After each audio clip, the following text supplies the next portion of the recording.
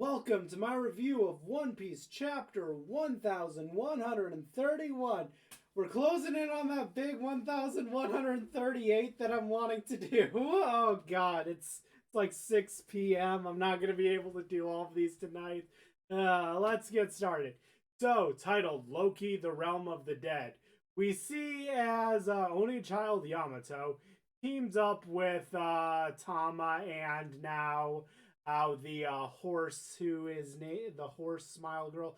I believe his name's Speed, and they're chasing after the katana thief. Luffy is just like, in response to Loki being like, ha, I'm the sun god here in Elbath. Luffy's like, oh man, I know this Elbath. I've been wanting to come here for ages. Everything's so big. As Loki's like, hey kid, let me. Oh man, Usopp's gonna love it. Strongest country in the world for real. Hey, look, listen, and just Luffy just keeps babbling and babbling, talking about oh man, Dorian Broggy and blah blah blah, until Loki's eventually just yells out, "Hey, listen what I'm talking to you!" Bunch of owls grumble around him. And Loki says that he is the sun god of legend and asks Luffy what he thinks of the predicament. We get a title card saying that the accursed Prince of Elbath, Loki, has a special bounty of 2.6 billion. Now, we don't know what special bounty means, but 2.6 is a fucking big number.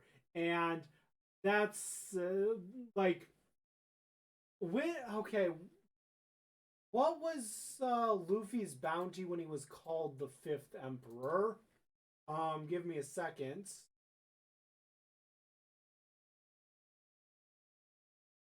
What was his bounty at the start of no?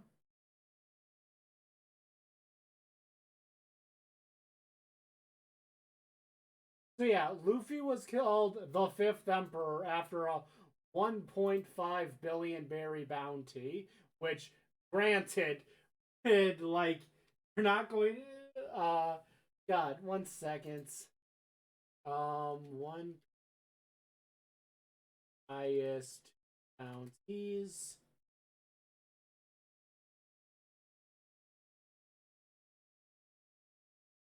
So okay, so Law and Kid are both 3 billion with with you. I wish I had it organized not by group but by number. Okay, here it is. Game rant. Thank you.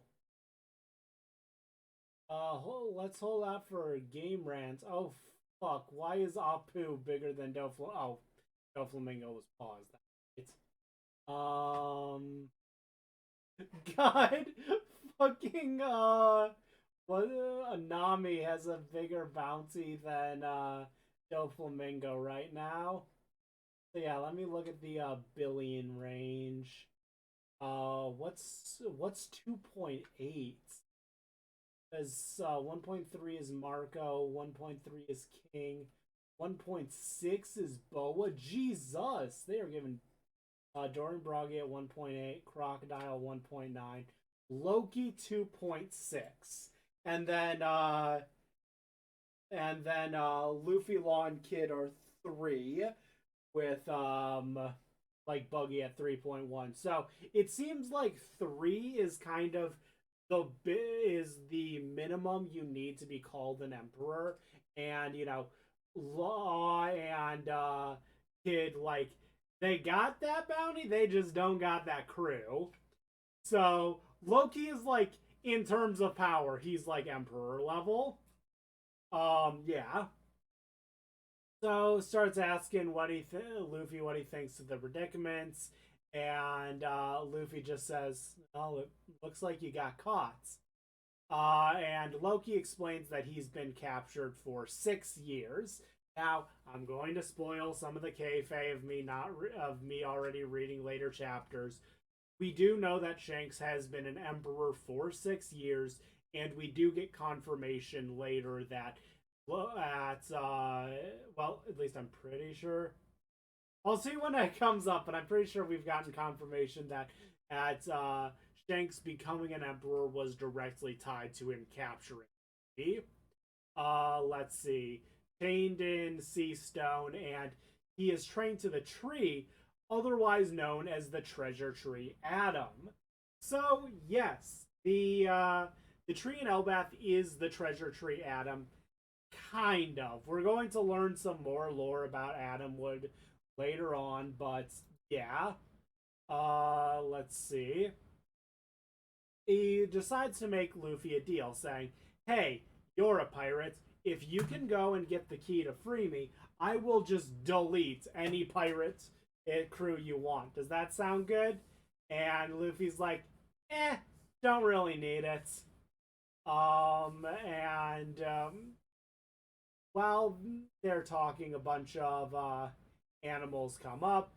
Loki mentions that this is called the First World. World. Oh, sorry. Oh, blah blah.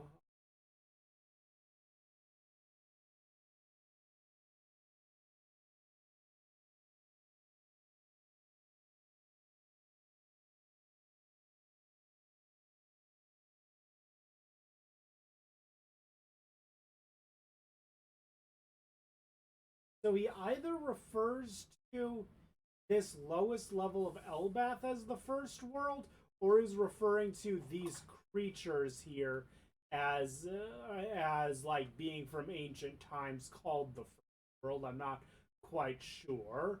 Either way, these creatures are reused from Strong World. I've never seen Strong World, so I wouldn't know. Luffy's impressed by the creatures, and we also see that there are a bunch of like humans living on Elbath. It looks like they have katanas too. Good for them. And they are just like in masks and have lanterns and just like basically serving Loki, probably like feeding him and stuff like that. I'm guessing just because like the hockey on this guy is so strong, he can scare away the animals whenever he wants. So all the people just come over to him to like, since it's the safest place. Plus, Loki, as much as he hates to admit it, enjoys having someone to talk to.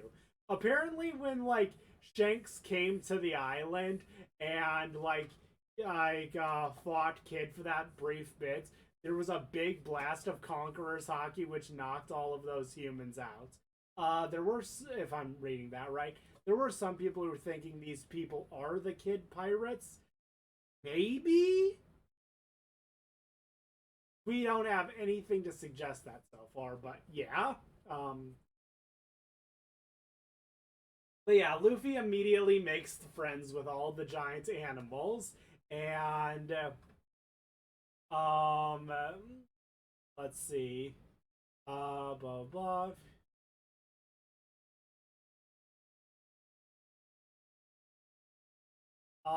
It looks like, yeah, they mentioned. Oh yeah, they all passed out because of that Emperor red haired Shanks.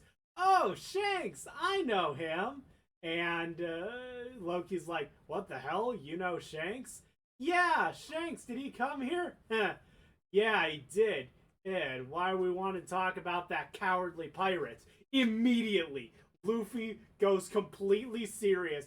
Gear 4 bounce man, like full blown Gear 4, jump into the air bounce man, uses a Gum Gum Kong gun, shoots it at Loki. Loki moves his head slightly out of the way. As we look over to Luffy, he has mid-air transformed into Snake Man, and Loki's immediately like, I was kidding, hold your horses, what the fuck, dude? And says, I can't even move right now. And and Luffy says, "Oh, sorry, I didn't know that was a joke. So, why did Shanks come here? Was he running an errand? That's not something I can just tell you. How about?" And I think we see this at the end of the chapter. Basically, oh, yeah, we don't actually see this. I don't think we see Loki to the end of the chapter. Luffy asks, "Is he still on Albath?" To which Loki says, "That's something I can't tell you."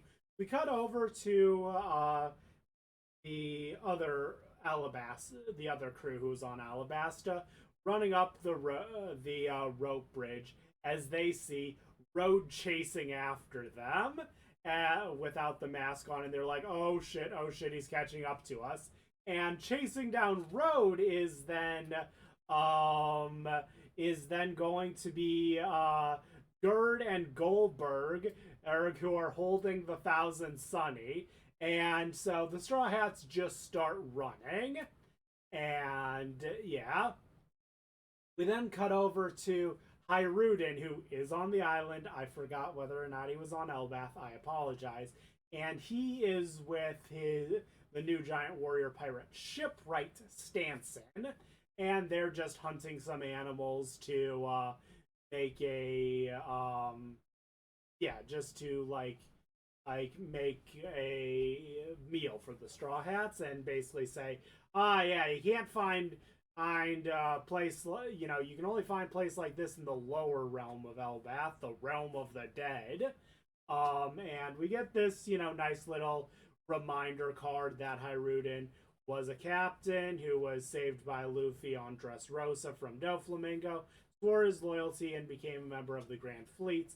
And their crew is made up of 5 main members, being Hyrudin, the captain, with Road as the navigator, Stanson as the shipwright, Gerd as the doctor, and Goldberg as the chef.